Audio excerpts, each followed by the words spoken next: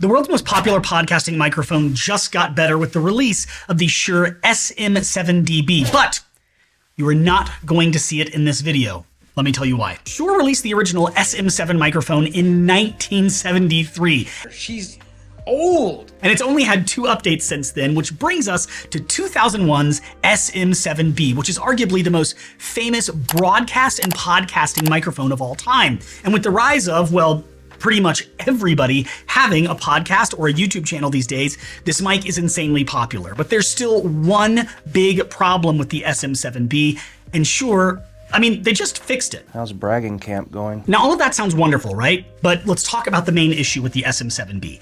It's too quiet in almost every modern day scenario. It lacks the gain needed for most podcast recordings. People usually fix this problem by buying something called a cloud lifter, which makes it louder.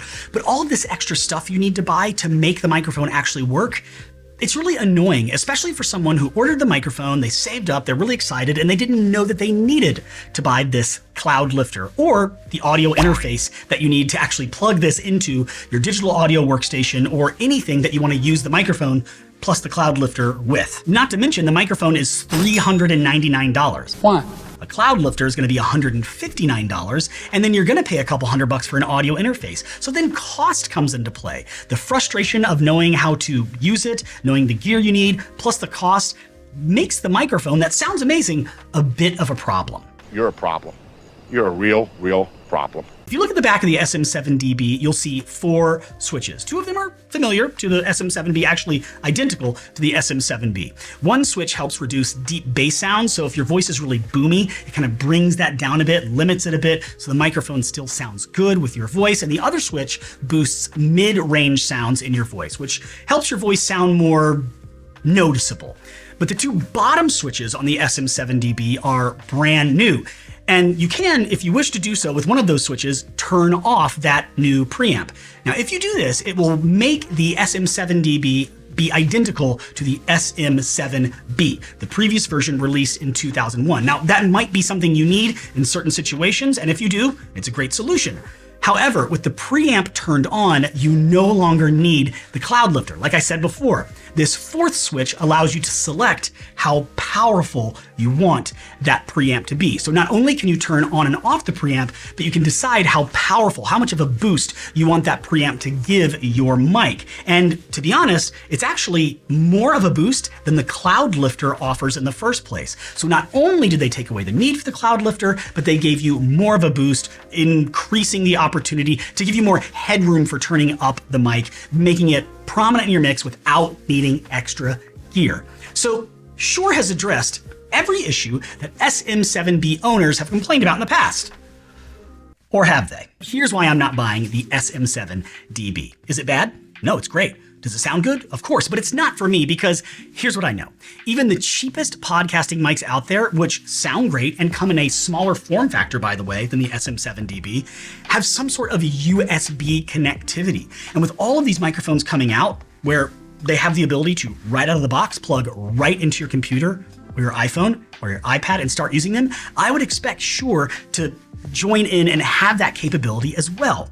But here's the deal. Most famous podcasters all have the Shure SM7B because they've hired someone to record and produce their podcast. They don't need to know about audio interfaces or cloud lifters or preamps. Often someone handles that for them. And don't get me wrong, I wish that was me, but it simply isn't. I'm a one-man show, and having plug-and-play USB functionality makes it so much easier for the podcaster who doesn't have the gear knowledge needed to use the Shure SM series. If you're someone out there needing to learn a ton of stuff to do this thing you're really excited about, you're gonna start to get decision fatigue. But when you go out and buy a microphone that just plugs right into your phone, your iPad, your Mac, your PC, right out of the box using USB-C, it's just a win. And then finally, here's the big one.